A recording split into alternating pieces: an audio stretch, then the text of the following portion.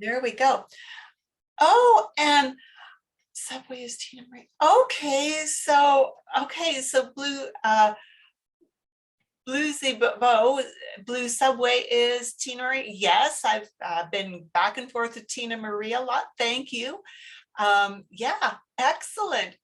So good to have you all with me. And is okay, YNNYZ 383. I wish I knew how to pronounce that. Welcome. We're glad you're with us. And we've got Maria joining us from the Philippines again. Wonderful, Maria. Thank you for saying hello. And again, if you're on Facebook with us, regardless of where you're from, please say hello. Maybe let us know where you're from. It's fun to see how this is such an international platform, right? And I love that we are attracting people from around the world. This is so good, so very, very good.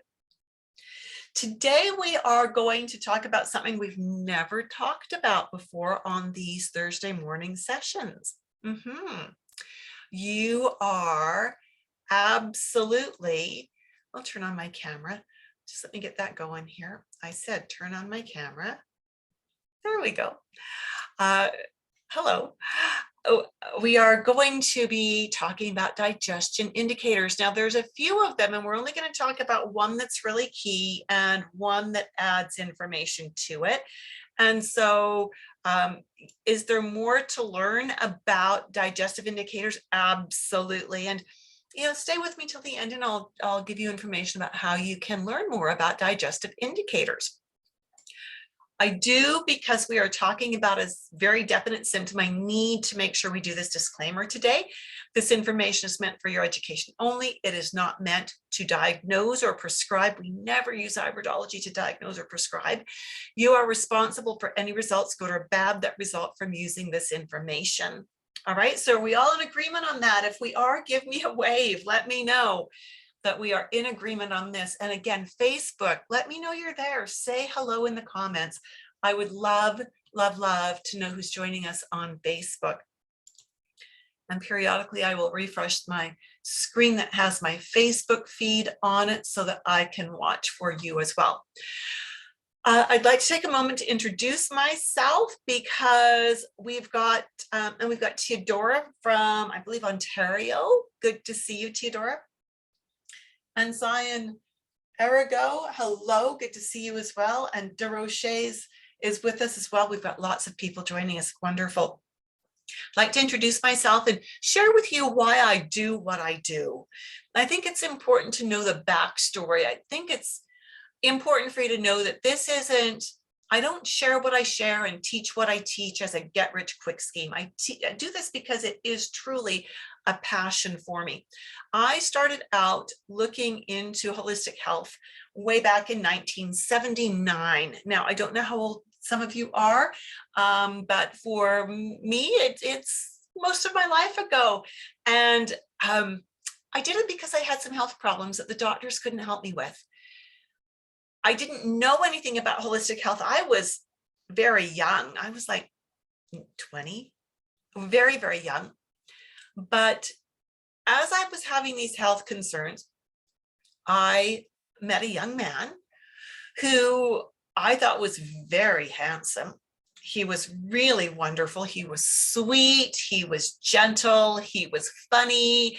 He was smart.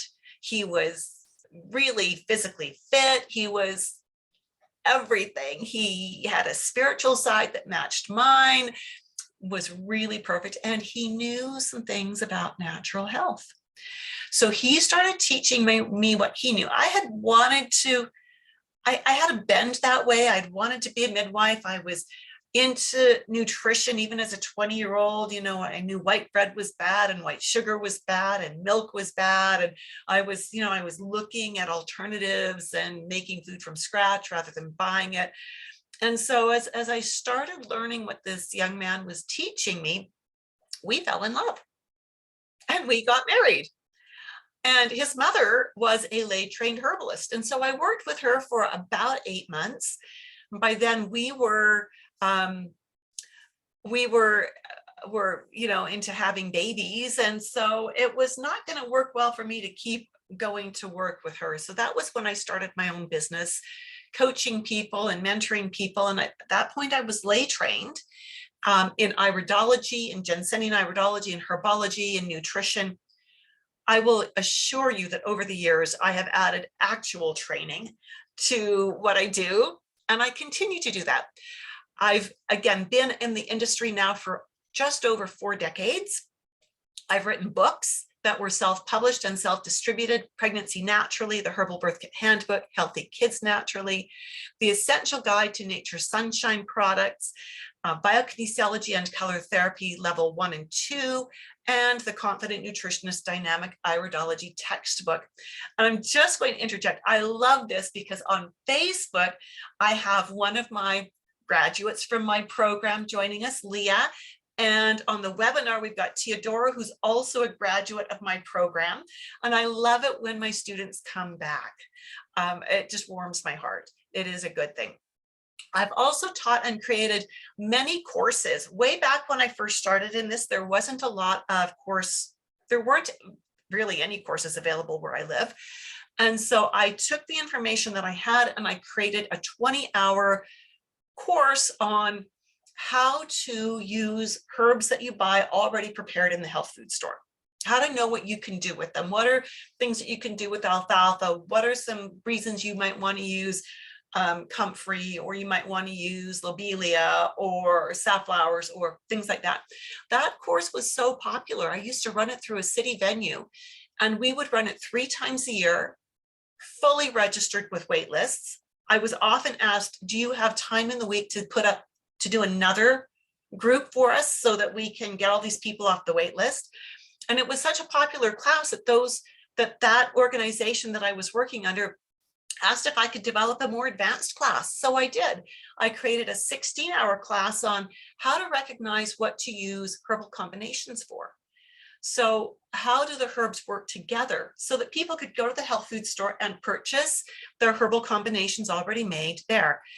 I've also designed and taught the Biokinesiology and Color Therapy Level 1 and 2 that goes with the books.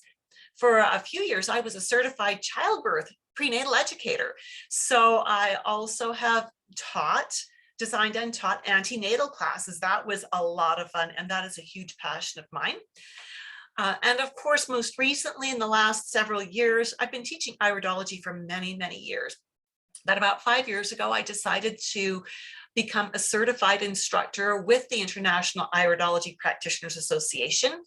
And as of about 2 months ago, I became, actually January it was, I became one of only 4 IPA level 3 certified instructors in the world. They introduced level 3 in July, and it was taught to a group of about 15 or 20 certified instructors. And so far, 4 of us have completed the certification to teach the level 3 curriculum. So I'm pretty stoked about that.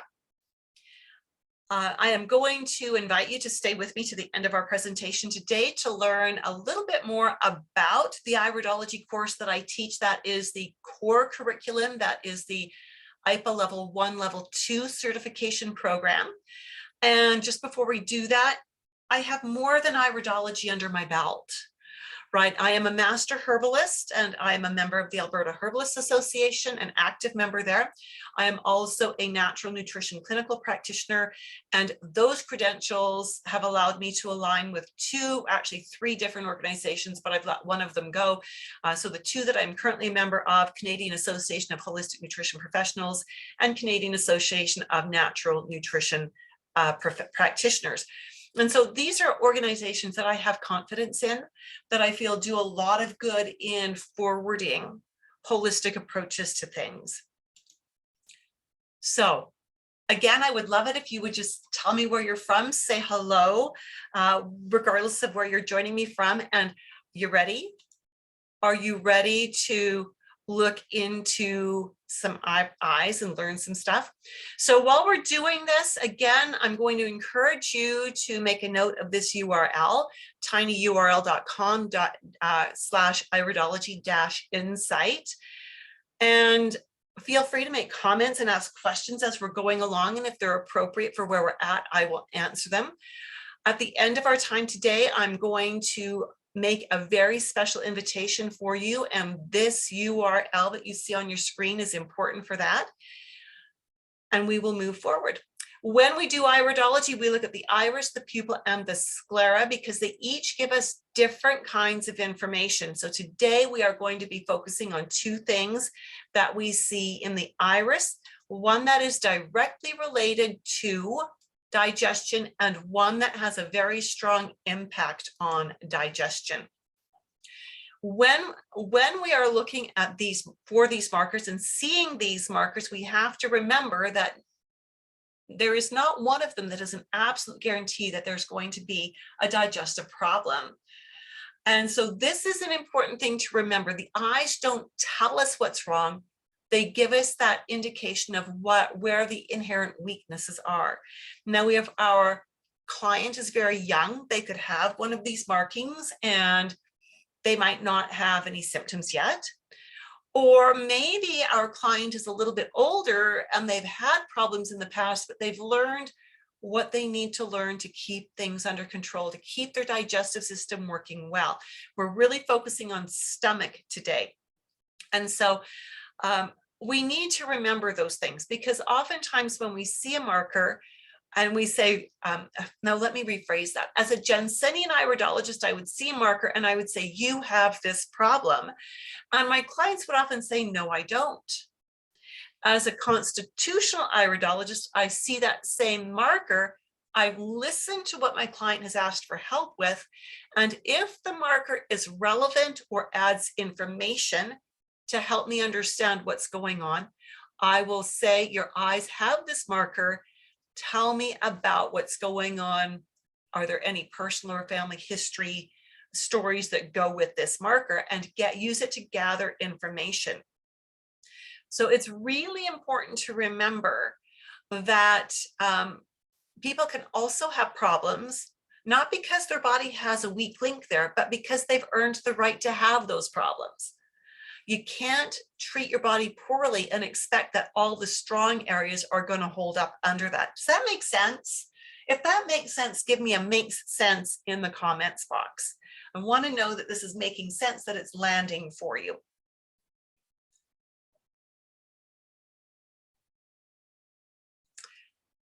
On a basic level, there are 3 very specific indicators that teach us about the digestive predispositions, and there are several others that will teach us about the interplay of different organs and organ systems that work with digestion. And this is one of the reasons why I am really insistent, and thank you everyone who has said makes sense, why I'm really insistent that my students, when they come into my program, have an anatomy and physiology program already completed and done.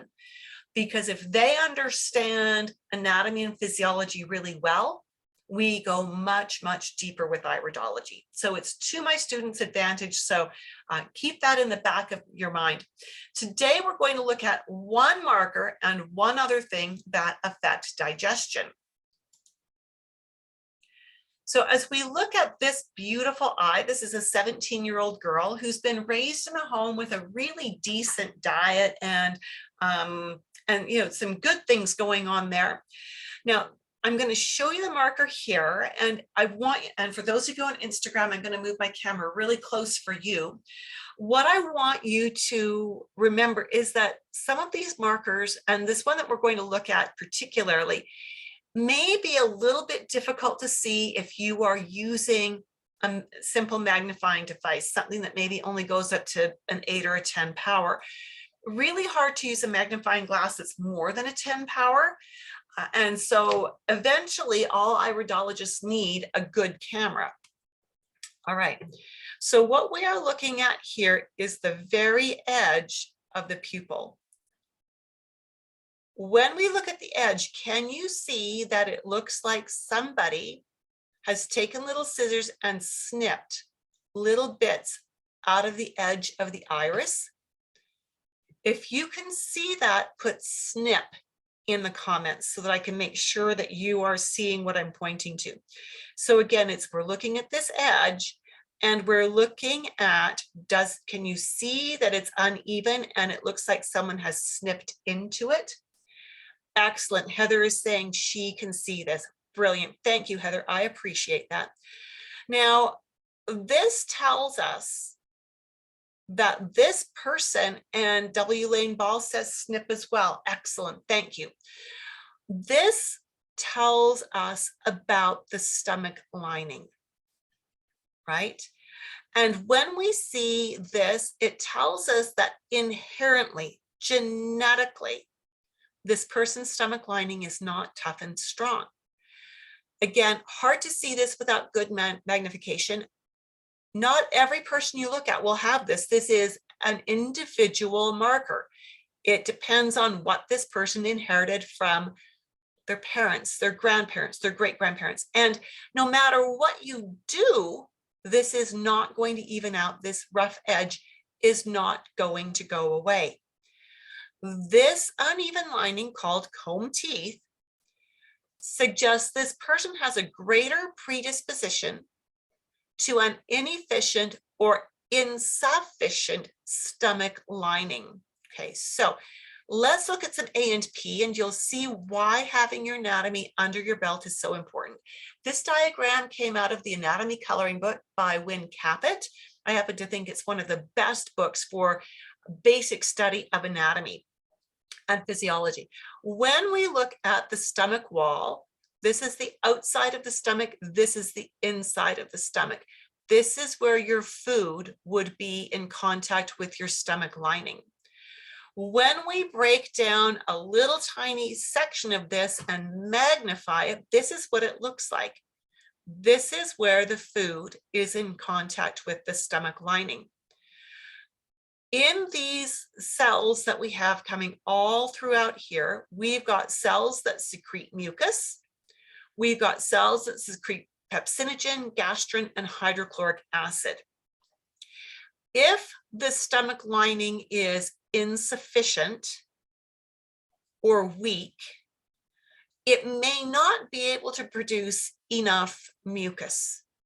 Now, mucus has a good role here. Mucus gives a protective barrier on the stomach lining to prevent these digestive juices that are supposed to digest proteins from digesting the stomach lining, which is also protein.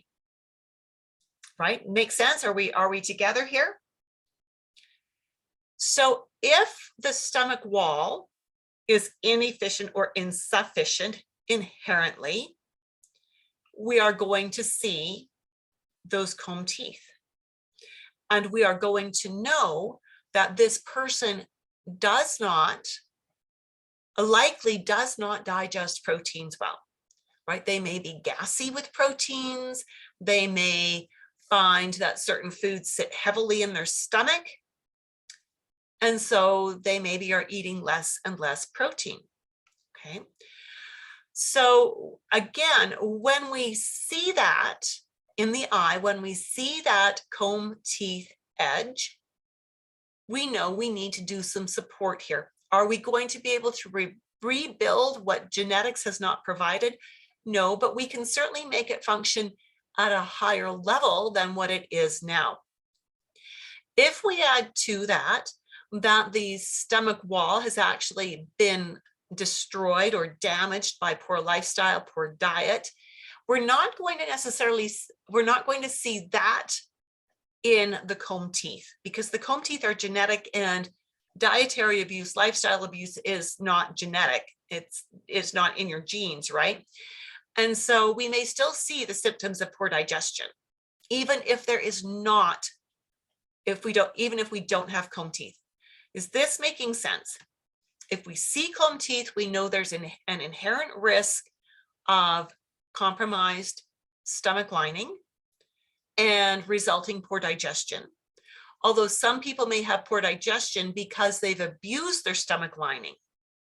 Okay, so we've got the two different perspectives. One of them we see with iridology, the other we don't. Again, we might see the attending symptoms. And so what would the iris look like if this was inherent? This is a really good example of the comb teeth. Can you see the unevenness and how this looks all snipped? Now there's a ton of other indicators in here. We're not going to talk about them. So much more information in this area, but for now we're just focusing on these comb teeth, because these comb teeth, again, are going to guide our questions. If the client comes in complaining of constipation, okay, this isn't the bowel we're looking at, this is the stomach, but if they come in complaining of constipation, we're going to ask them about their diet. And then we are going to ask them if there are foods they have learned to avoid because they don't sit straight. We're going to ask if there are foods that make them gassier. And we're probably going to find out that there are foods that don't work well, and they probably are mostly protein, and that it's the stomach not breaking the protein down well enough that is slowing down the intestinal tract. Okay, constipation is a bowel symptom, usually caused by something coming from further up the gut. Does that make sense? If that makes sense, give me a thumbs up or a wave, or let me know it's making sense for you. So you can see as we tracked that back that we have to understand our anatomy. It helps if we have a little bit of a nutrition or a supplement background of some sort, right? Because if we don't have a modality, sure, we can explain the problem, but if we can't give the client constructive feedback of what they can do about it, it's not going to do them any good. Here's another great example of comb teeth. That uneven edge. This is a client who is in her mid-30s, and she and her husband have done some amazingly good things with cleaning up their diet in the 7 years they've been together. The diet previously for the husband was pretty trashy. And together, this couple has made the conscious choice that they want to eat locally, sustainably, organically, whole foods. And it's like, go you, that's amazing. Lots of people saying this is making sense and they're seeing it clearly. Thank you for weighing in on that. Here again, we've got comb teeth. Similar to leaky gut? No, not similar to leaky gut at all. Leaky gut is an intestinal situation, which can be made worse by the stomach not doing its job, but it is separate from the stomach not doing its job. There are other indicators that we would look for in an eye that would make us suspect that someone was prone to leaky gut and make us ask those questions if there are other symptoms warranted asking those questions. So this is a really important point in my opinion, and it is this: I do not believe in doing top to toe iris analysis. I don't believe in looking at the eye and going all the way around and looking for absolutely every indicator and teaching my client about every indicator, right? Because that's not what they're coming in for, right? Typically, they are coming in with what I call the shopping list. They have their list of symptoms, things that they want to have gone, things that they're not enjoying experiencing. With my experience, I am able to look and see, yeah, like 5 of these 7 things are all related and are probably rooted in the same root cause. We look at the eyes, we see what information the eyes give us about their symptoms and about that root cause. And we use the eyes then to direct the further questioning and to help us create the program for them that is laser focused on what they've asked for help with. Oftentimes it does mean needing to explain your headache is coming because your bowel is, because you're constipated, or you know, those joint aches are because your stomach lining isn't working right, or your kidneys want to be a little bit lazy, right? And so we often need to explain, yeah, we're working over here and it's going to affect the symptom. That's the symptom. This is the cause. Let's work on the cause. So here again, we've got a nice set of comb teeth. if a set of comb teeth can be nice. When we look very, very closely at this, okay, we're going to move into the next level. Okay, so when we look at this, do we have comb teeth? No, not really. This is a 10-year-old boy. And I just need to make a note here as I'm preparing to put together another iridology course. I watch for slides in my teach decks that will help me. And so I just need to make a note of what I see here that is really important for one of my classes. There we go. When we are studying the body, when we learn our anatomy and physiology, we learn about the nervous system.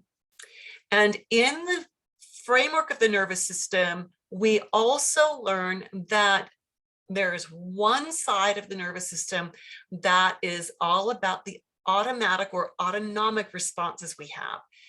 That breaks down into sympathetic responses and parasympathetic responses. This again is why having your anatomy and physiology under your belt is absolutely crucial. When we talk about the sympathetic nervous system, this is the nervous system that is the fight, flight, or freeze.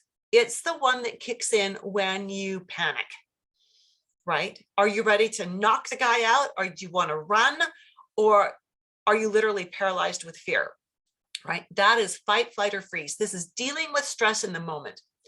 The parasympathetic nervous system is about rest, digest, and sex. It's about being relaxed, and it's about returning your body to a balanced homeostasis, okay, instead of an unbalanced homeostasis.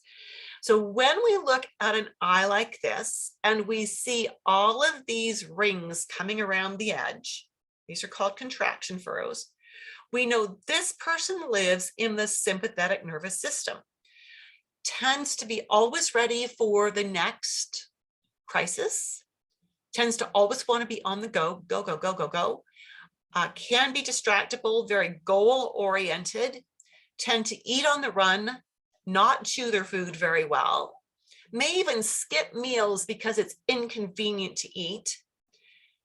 And when we understand that this person lives in that sympathetic nervous system, what it tells us is the sympathetic nervous system shuts down the digestion, right? I want you to picture this. I live really close to the Rocky Mountains. So if I want to go hiking in the mountains and take my picnic lunch, I'm going to go up there. I'm going to find a nice secluded trail and go for a hike with my husband. And we're going to stop somewhere, find a big rock and have our lunch. But if we turn around and we hear the sound of a bear chuffing coming our direction, my body and my brain do not care about lunch. They don't care if I digest this lunch. They care, can I get to a safe place? Can I run fast enough to outrun that bear and be safe? So my body's going to shut off my digestion, completely shut it off, and it's going to shunt all the blood that was going to my stomach to my large muscles, so that they can pump faster, and so it can circulate that blood faster through my heart and through my lungs to keep me going. And so when we see a person who clearly lives in the sympathetic zone, their digestion is always shutting off, because every little thing is a crisis to them, right? This is a child. He came in because he was being diagnosed with ADHD, and the fly buzzing past was a crisis. Something that needed his attention right now. Someone dropping a pencil, that needed my attention right now. Hearing a bird outside the window, that needs my attention right now, right? And every time that happens, the digestion goes, nope, not working. Nope, you don't need me. Nope, shut off, right? And so when we see someone who is sympathetic dominant, again, they eat in a hurry, they do other things while they're eating, rather than focusing on chewing well. So when we see someone who has these contraction furrows, our advice to them is, and this is very painful for them, set a timer for 20 minutes.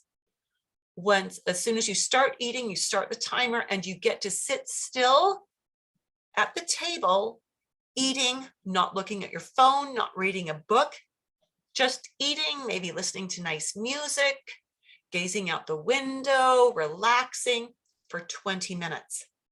That in and of itself can improve their digestion tremendously. It plays into this whole mindfulness movement, right? Here again, we have a woman who was in her late 30s when I took these photos. She is a yoga and meditation teacher. Notice that she has contraction furrows. So it's a really good thing that she knows yoga and meditation, because as we spoke about her need to stop and focus on eating, it made sense to her. Notice that she also has comb teeth. So she's got the one strike against her, if you will, of comb teeth, which says she may not produce the digestive juices very well. And the other being that she is sympathetic dominant, which means her digestion shuts off very, very easily. So by encouraging her to spend 20 minutes focusing on eating, chewing her food well, I mean, she makes great food choices. Like, I want to live with her. Like, organic, from scratch, whole foods, just beautiful. But if she's not stopping to relax to eat them, when she's eating, her digestion is going to shut off and she's not going to get the benefit for making those fabulous food choices. But by slowing down, it helps her whole digestive system to work better. And then if we think that we need a little extra support, we maybe add some good digestive enzymes, and that helps her digest even better. We might want to use something for the nervous system, some ashwagandha or some astragalus and adaptogen, or an excellent quality B vitamin to also enhance her ability to slow down, maybe some chamomile, right? Yeah, is this fitting for you? Does this make sense? If this makes sense, give me a heart somewhere. Give me some love. This is a little girl. She was 4 years old when we took these pictures. And this little girl is an IVF baby. Her mother had been coming to me for a year or two, working on fertility. And oh, Heather, thank you for that. That's delightful. And oh, and W Lane, yes, lovely. Okay. So her mother had started coming to me a couple of years before this child was conceived, and we worked very hard, and she ultimately did need to combine the holistic with the fertility clinic in order to conceive this little girl. As you might imagine, a child that is so wanted, and they've worked to get her here for so long, mother tends to be a bit of a nervous Nelly. Through the entire pregnancy, she was anxious about, oh, I ate this, is that safe? And oh, I did this, is that safe? And have I hurt my baby? She's very, very anxious, very, very nervous. And so what we see the child has inherited as well. And again, this isn't just the mom being anxious during pregnancy. This is what's come down through 3 or 4 generations. Child has inherited the contraction furrows. Child has also inherited comb teeth. And so at about the age of 4, mom brought this little girl in. She's a sweet little girl. She's articulate. She's very polite. Mom and dad have done a really sweet job on her, and on raising her and on teaching her correctly, teaching her good principles. But her problem was that she was having a lot of tummy aches. And one of the things that we had talked about here was that one of the challenges with being an only child is that all of mother's attention is on this one child. And all of the mother's emotional interests are invested in one child. That's a very difficult position for a child to be in. Does that make sense? Very difficult. So I had to suggest to the mom, first off, complimented her on what a beautiful job she had done, helped her to explain that by really not allowing her child much leeway to be a child was what was causing some stomach issues. And so really worked with the mom to back down a little bit, to let the child be a little more relaxed at times, and just to ease up a little. And that seemed to help. So W. Lane is asking, how do you distinguish between comb teeth and radial furrows? Oh, W. Lane Ball, you're very clever. You've got this, because comb teeth are formed by radial furrows. Sometimes they are what we call minor radial furrows. Sometimes they are major radial furrows, but comb teeth are the bottom edge or the outer edge, the distal edge of radial furrows. Let's look at one more. This is a 21-year-old university student who didn't have any digestive complaints, but she certainly has contraction furrows. And the reason I was concerned about contraction furrows with her was because we were able to deduce in the hour we spent together. Now, remember, I don't diagnose, but we were able to deduce from her symptoms and from what the doctors had said that she probably should have been diagnosed with polycystic ovarian syndrome and type 2 diabetes, right? Probably should have been, but they didn't, the doctors didn't take their investigations that far. Now, what do we know about those things? Type 2 diabetes is about food choices, right? And being a university student, it was a high carb diet. And so from there, I needed to backtrack and say, how do we improve her diet on a university student budget? And how do we help her to relax enough to digest her food well enough that we can now balance her blood sugars and stop the carb cravings so we can balance her blood sugars? Do you see how, again, understanding the anatomy and physiology, you can begin to piece things together that some people might think, well, that's not related. And when you think it through, you can see the thread that weaves around to make the picture. So, so important.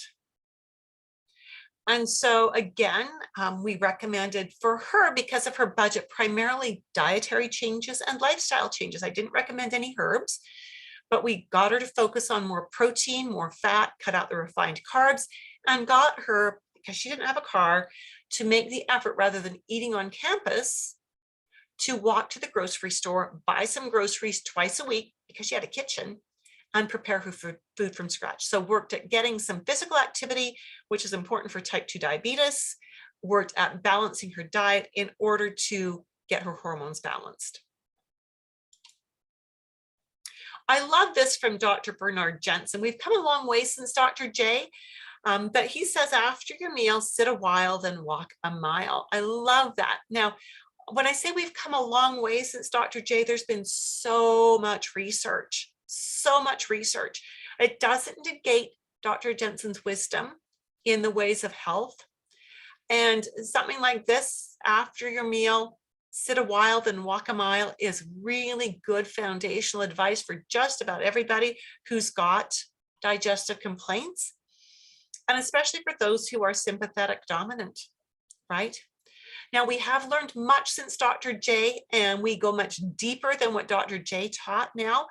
And so this is a good thing, right? Iridology is a science, and the sciences involve research and asking questions and development.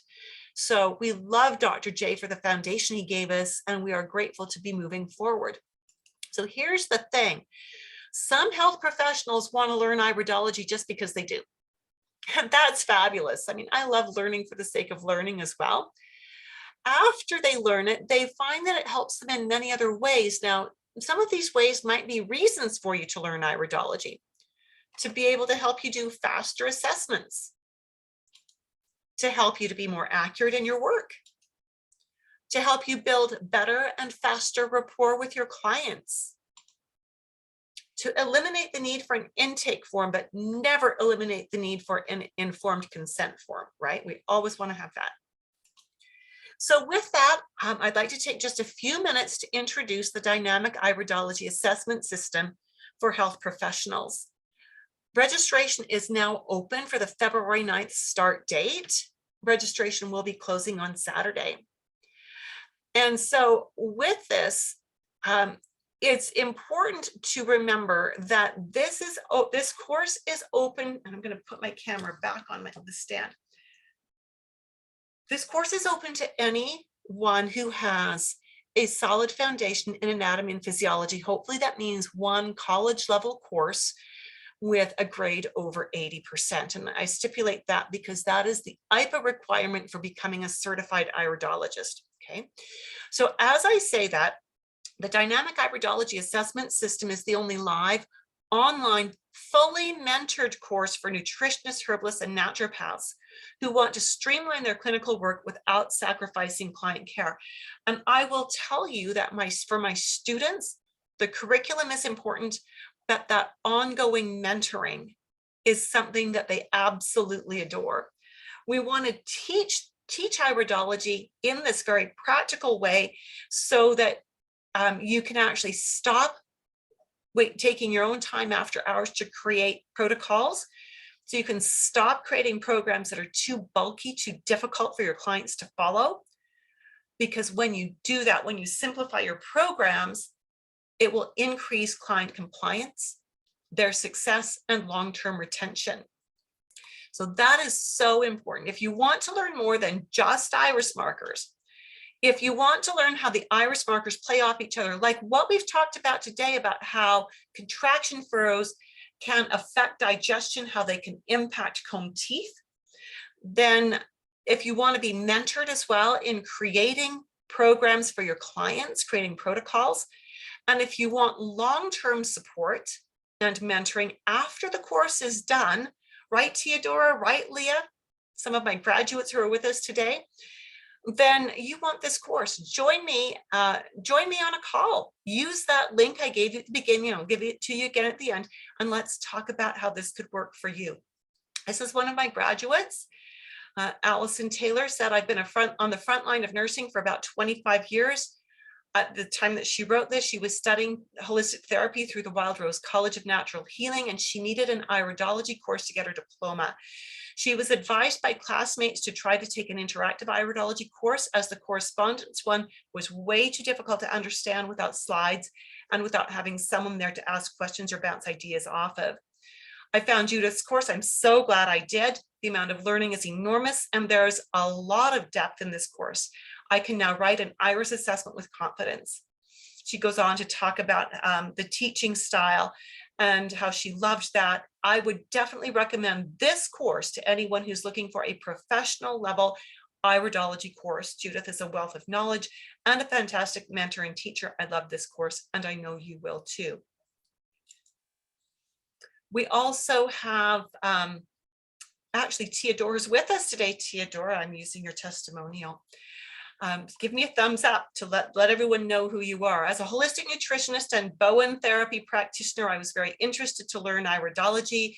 It has helped me to better understand client complaints. I'm very happy that I finished the course. My teacher, Judith, is a great professional with a positive and happy attitude, which she always has while teaching. She worked with us until she was sure that we understood the required material. With a lot of practice during our sessions, I am now comfortable to practice iridology. The recommendations which I can see, or which I can now make for my clients, are much better informed based on what I see in their iRides. Oops. I have lots of typos in here when I transcribe this, I think. I would recommend this course to all the nutritionists. I'm looking forward to an advanced course, iridology course. Thank you. I'm really glad I took the course and that you were my teacher. Thank you for that, Theodora. This is for Ginny. Being a novice in iridology, she's a nutrition coach. She's at CCII, so she became a certified iridologist under my mentoring, nutrition coach, and a few other things. I deeply appreciate your course, Judith. It's complete, deep, and very smartly organized and thought out so that each class builds upon the preceding one. You have all the qualities of a good teacher: knowledge, patience, passion, which I very much enjoyed. However, what I appreciated above all is your incredible gift to identify and ascertain what you see in an iris, And the way you are able to see how a variety of markers support each other, we call that triangulation, and then pull in nutrition and other supports. And this is something we practice in the course, something we practice because it does no good for you to learn iridology if you don't know how to apply it. So we really work with practical application. The upcoming course starts on February 9th. It will be every Thursday at these times. Oh, we might not be on daylight time just yet. I think we switched to daylight time after we start the course. So this should actually be mountain time. So it's 12 o'clock mountain time, 12 till 2. And then I think it's in March that we go on to daylight. If this sounds like it's a course that's of interest to you, if you've got anatomy and physiology under your belt, if you're a health professional, a nutrition coach, a herbalist, a chiropractor, a massage therapist, a naturopath, maybe you're an RN or an MD who is looking for a more holistic approach to things, and you're considering adding iridology to your skill set, give me a call. Book a time. Use this link, tinyurl.com/insight-call. Book a call. Let's have a conversation. There are still a few call times left before registration closes on Saturday. Okay, so really important. Also important for you to know that aside from your classes, your one class a week for 20 weeks, yes, it is that long of a course because we do the depth, we do the practice. Twice each month, we hold an office hours, very much like what we're doing now online, except that it's interactive, that you have your camera and your mic on. Students bring cases and questions to office hours for us to discuss. And it could be marketing. It could be a case they're working on. It could be a question that has stumped them. And we want to make sure those get addressed, even if they've graduated, even if they've already certified.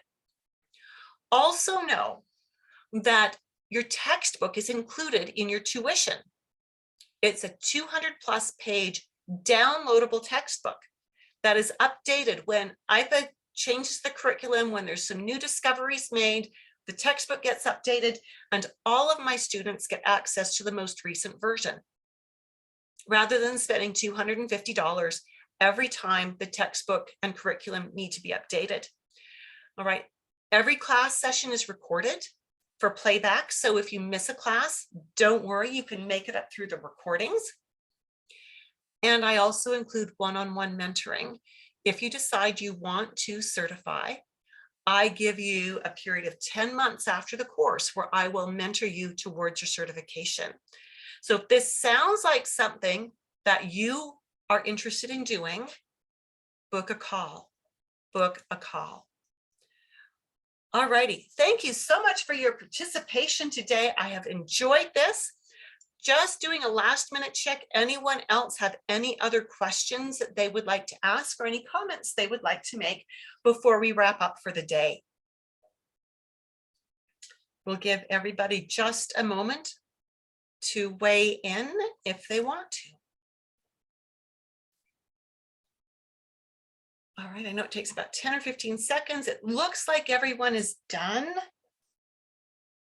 It does. If there is something that you need to reach out to me for, you can do it through the Facebook group, through my Instagram page, or if you've got my email address, use that. We've got lots of ways to be in touch.